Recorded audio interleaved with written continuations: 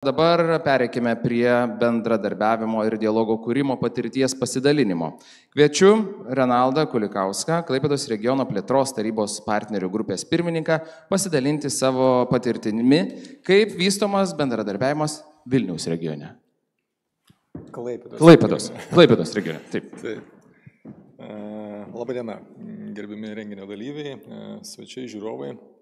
Esu iš Klaipėdos bendruomenės asociacijos vadovas ir mane į patariamą partnerių grupę delegavo Lietuvos vietos bendruomenės asociacijos sąjunga, kuri vienyje bendruomenė organizacijas Lietuvoje. Kalbėsiu apie Klaipėdos atvejį ir jau įvadą padarė, aptarė ar ne, kodėl mes čia, nes padariau keletą skaidrių kaip įvadinių, bet jos jau nebereikalingos. Kalba apie tai, kad mes Europos mokesčių mokėtojai, sakykime, suteikia mums galimybę skatindami šalinti netolygumus ar nevystymo skirų savivaldybės, skirų regionų, investuoti 1,8, 1,9 buvo paminėta, ar ne, suma išaugo, beros finansų ministerijos atstovas sakė, milijardo eurų 10 regionų, atliepiant, sakykime, tas esminės šiai dienai ES diegiamas vertybės, ar ne? Tai yra subsidiarumas, kad sprendimai būtų priiminėjami kiek galima arčiau, sakykime, paslaugų gavėjų, bendradarbiavimas ir įtraukimas, piliečių įtraukimas, nes aš kaip nevyriausybinės organizacijos atstovas esu įtrauktas į partnerių grupę ir turiu galimybę dabar prisidėti prie tikrai garbingos kompanijos žmonių, nes merai su savo komandomis susirinkę pastoviai kalbasi apie tai, kaip bendradarbiauti, kaip skatinti regione tolygų vystymasi. Ir pakankamai nauja partnerių grupės veikla yra tikrai svarbi. Ir organizatoriai šį renginį organizuodami, Finansų ministerija ir Baltoji banga skatino kelią klausimą, kaip regionų taryboms sekasi dirbti bendradarbiaujant su patariamosiomis partnerių grupėmis, ar jie yra vertinami ir ar tas jų dalyvavimas yra svarbus ir reikšmingas. Minėta buvo, ar ne, kad partnerių grupės yra sudarytos iš darbdavių atstovų, profsąjungų atstovų ir bendruomeninių kitų nevyriausybinių organizacijų atstovų.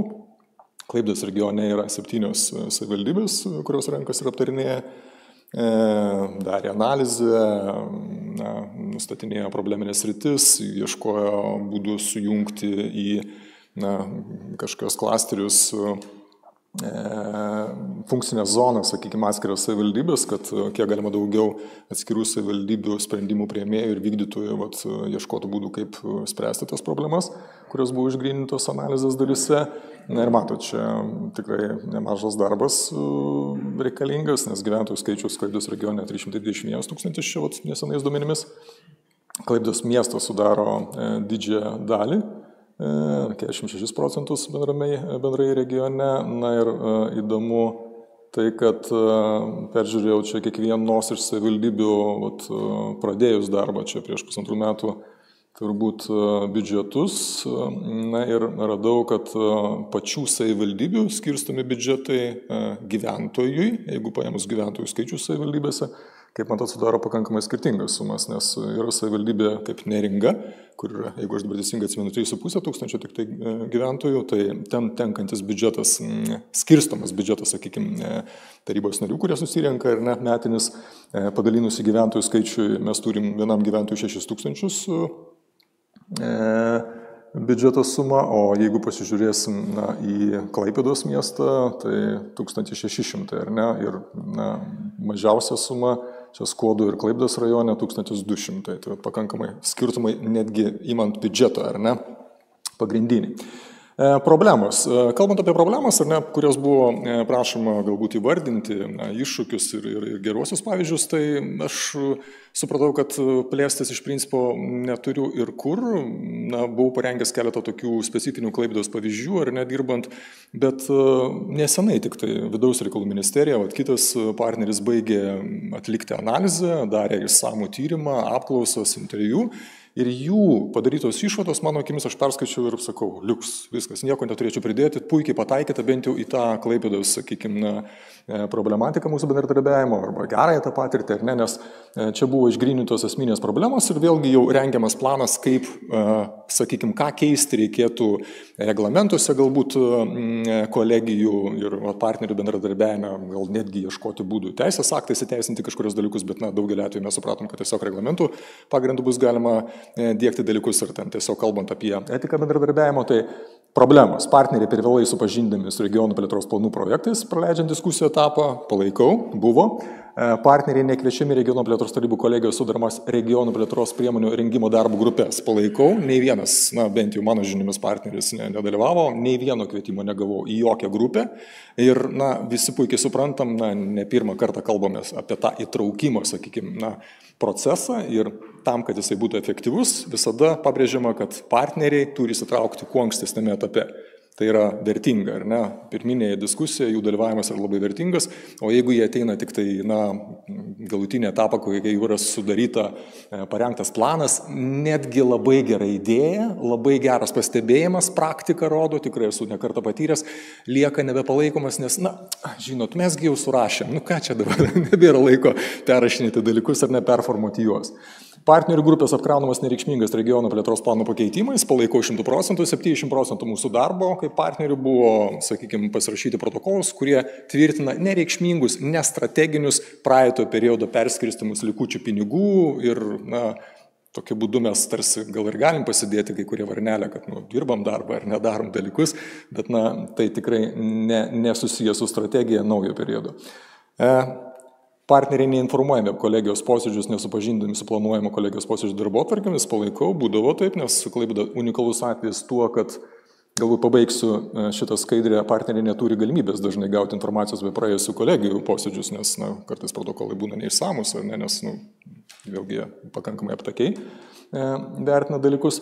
Ir Klaipėdos specifinis atvejis, aišku, jisai galbūt jau nebėra tipinis, taikomas 10 regionų, kad Klaipėdoje buvo asociacija įsteigta kažkada Klaipėdos regionas ir ankstesnė merų komandų, sakykime, komanda, kolegija labai dažnai susitikinėdavo ne plėtros tarybos, sakykime, apimtyje, bet naudodavosi tą asociaciją, kaip irgi sprendžiančią panašias problemas, turinčią atskirius darbuotojus, ir jie veikdavo jų apimtyje. Jie asociacija šaukdavo susirinkimus, darydavo diskusijas taip toliau, ir tai partnerių tai nepasiekdavo jokiais formatais, nei protokolais, nei ataskaitomis, taip toliau. Ten jau vykstančių diskusijų pagrindų galbūt gimdavo tam tikri sprendimai, su kuriais mes jau turėdavom galimybę vėliau susipažinti, bet tokiu būdu mes faktiškai, netgi tarp kitko pakeitus reglamentą, čia reikėtų atkreipti dėmesį jau planuotojams ar ne, ir ministerijų, jeigu liks tokia galimybė kolegijoms veikti kitos struktūros ar ne pagrindu, kolegijų reglamentas neveiks, kaip jisai gerai būtų parengtas ir parašytas, vėlgi reikia išspręsti tą, kad nebūtų persidengimo. Sprendimai, esminė problema vėlgi bus padaryti, jie sužymėti, vyksta diskusijos tam, kad juos parengti ir įtraukti, ir mano akimis partnerių dalyvavimas, ar ne, jeigu įmantas 3 sritis - verslas, profsąjungos ir nevyriausybinio organizacijos atstovai, mano nuomonė visada turėtų atsižvelgti esminę viešojo sektoriaus problemą, ar ne, kurią vėlgi aš matau ir šiame renginė norėčiau skirti likusį savo pranešimo laiko ją įvardinti. Tai finansų ministerija ir Baltoji banga šiandieną rengia renginį, tai jeigu trumpai būtų galima vadinti finansai skaidriai, ir jinai ir kalba apie skaidrius finansus, arba kitaip išlaidų ir pajamų netitikties problemą, kurią mes turime Lietuvoje ir kiekvienas iš regionų su to susiduria, ir ne kiekvienas savivaldybė skirstydama savo biudžetą turėtų tą suprasti, ir nesprendžiant tos problemos viešųjų paslaugų perdavimas nevyriausybinėms organizacijoms, kas yra strateginis tikslas ar ne, numatytas verslui, nepavyks vėlgi pakankama apimtimi galbūt išnaudoti savo galimybės, nebus išnaudojamas nevyriausybinių organizacijų potencialas ir prastės bendraja prasme viešųjų paslaugų teikimas. Paaiškinsiu kodėl, pagrysiu, kodėl taip sakau, kodėl tai yra mano nuomonė esminė problema, per kurią turėtų filtruoti visą savo veikimą kiekvienos profsąjungos arba organizacijos arba verslo organizacijos atstovas dalyvaudamas regionų plėtros tarybos partnerių patariamosiose grupėse. sakykime, nelikdamas rėmose savo srities, ar ne, neįgaliųjų galbūt, ar ne, jeigu jis atstovauja ar kažkurios tai atskiros darbuotojų grupės. Pagrindimas.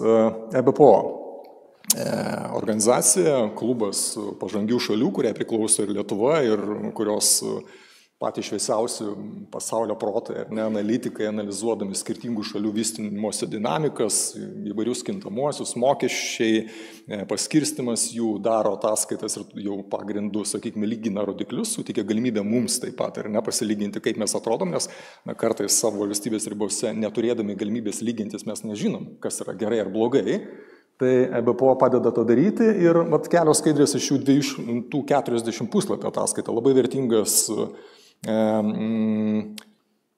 tikrai labai vertinga ataskaita, labai rekomenduoju visiems žiūrovams susirasti ją internete ir pasižiūrėti, čia aš tik tai labai nedidelę dalį parodysiu.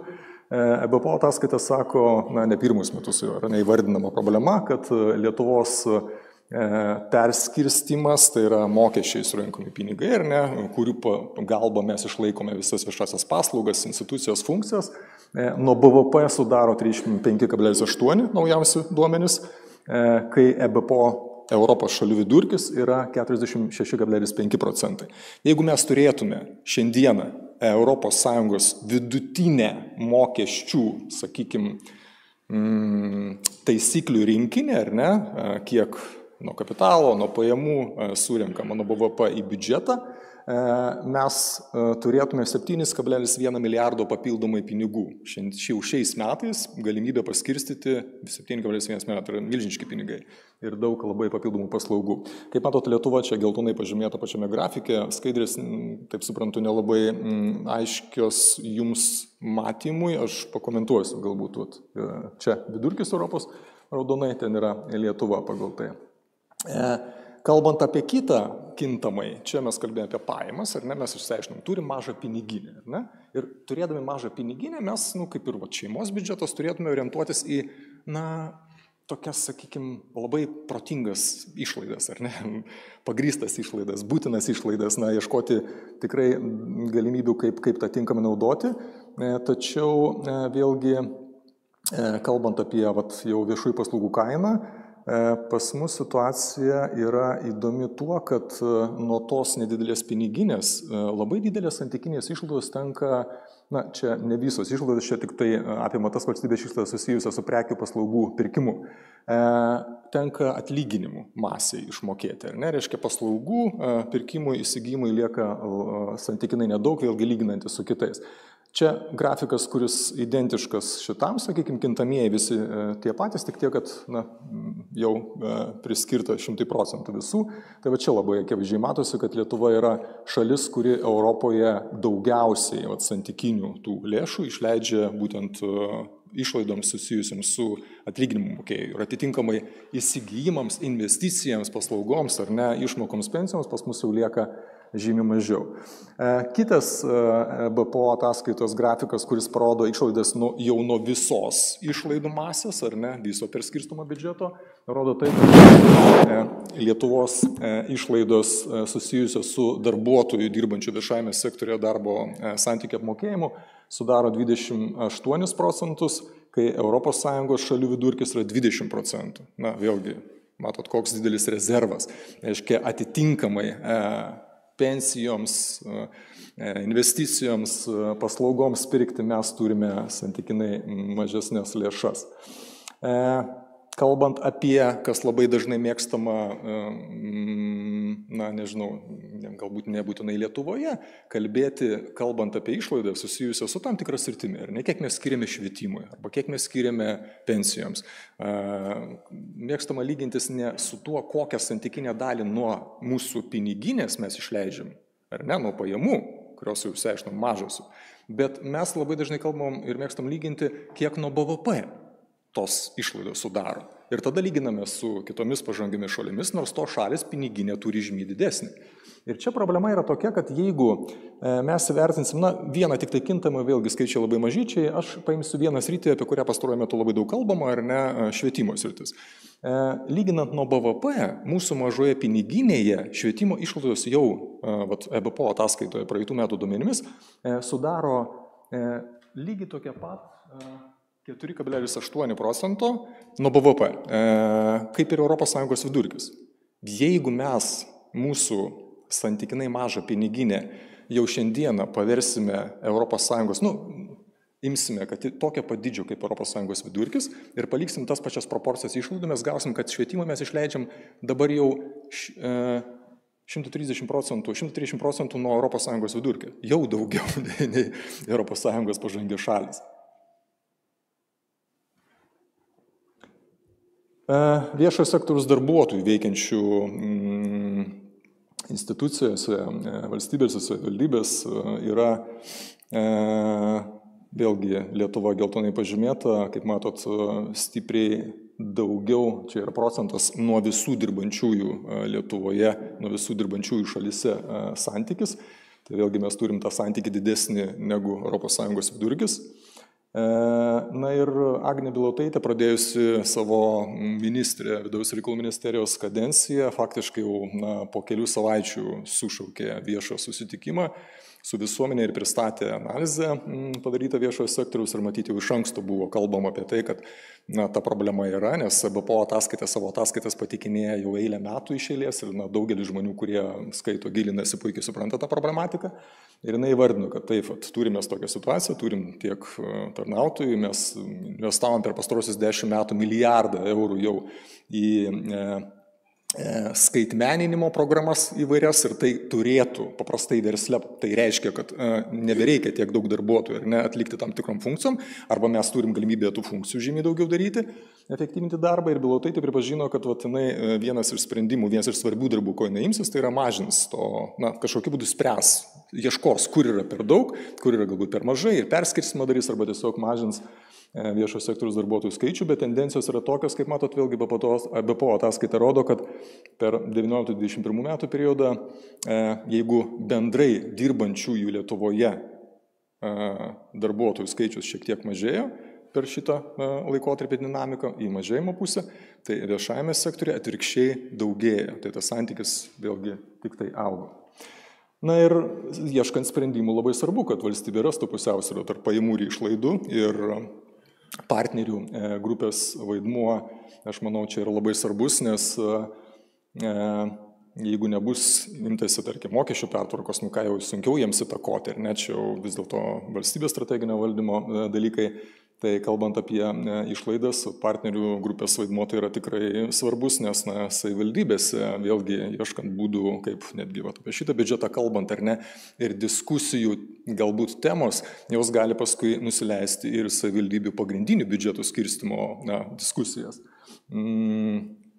Apie tai, kad racionaliau reikia naudoti tos resursus. Ir partnerių misija sprendimų priėmėjams nuolat priminti, skatinti ir ieškoti sprendimų, padėti juos realizuoti. Kodėl tai turi rūpėti partneriams, ar ne? Vėlgi, jeigu imti verslas, profsąjungos, NVO, aš dar turiu, nepasižymėjau, atsiprašau, savo 15 minučių, ar turiu dar keletą minučių, nes mes galėtume palikti tą diskusiją, vėlgi įdomu labai, kaip diskusijos nariai mato, bet jeigu labai trumpai, per įvairias projektinio finansavimo programas ministerijos ir savivaldybių administracijos paskirsto nevyriausybinėms organizacijoms, čia paskutiniais skaičiavimus, apie 130 milijonų kasmet. Vertinus strateginėse šalies dokumentuose užfiksuotą siekį perduoti verslui ir nevyriausybinėms organizacijoms dalį viešųjų paslaugų teikimo, nes pagal anksčiau renktą nacionalinės strategijos tikslą iki 21 berods metų mes jau turėjom būti perdavę 15% nevyriausybinėm organizacijom verslui, tikslo nepasiekėm, todėl atidėjom plano pasiekimą dar keletui metų į priekį, bet dabar vykstančios diskusijos apie naujo periodo strategiją Lietuvos iki 30 metų kalba jau apie 30% perdavimą. Ir jeigu taip atsitiktų, tai visų Lietuvos nevyriausybinių organizacijų biudžetas sudarys ne mažiau nei 1 milijardą eurų, ar ne? Tai yra 8 kartus daugiau nei šiuo metu, ar ne? Tai vėlgi potencialas milžiniškas, bet kol kas tai nelabai vyksta, nes savivaldybės nelabai linkusios, sakykime, tą kol kas daryti, tą rodo kitos ataskaitos, kurios šiandien pateikinėjo, bet tikrai esat matę. Socialinis verslas, kaip viena vėlgi iš populiarių temų Europoje šiuo metu, Prancūzija, pavyzdžiui, sudarantis apie 10% ekonomikos. Jeigu mes pasiektume tokį socialinio verslo vystymosi rodiklį Lietuvoje, tai čia pas mus veikiančių organizacijų nevyriausybinių biudžetai išauktų iki 7 milijardų, o tai būtų jau 50 kartų didesnės apimtis. Tam, kad nevyriausybinės būtų pasirengusios, kad vėlgi puikiai, nevyriausybinės organizacijos, jų strategai puikiai supranta, kad jie taip pat turi investuoti daug į kompetencijų ugdymą, į naujų narių pritraukimą. Mes visi stengiamės skatinti domėjimąsi savanorystę ir dalyvavimą tose nevyriausybinės organizacijose žmonių įvairiausių kompetencijų, iš įvairiausių sričių. Tai Švedijoje yra 70%, man buvo atradimas nesenai, 70% socialinių verslininkų, tų žmonių, kurie steigia, kurie veikia socialinėme versle, kuris sprendžia tas socialinės problemas ir efektyviau tą daro nei paprastai savivaldybių, sakykime, biudžetuose, tai vyksta. 73% socialinių verslininkų yra buvę viešojo sektoriaus darbuotojai. Fantastika.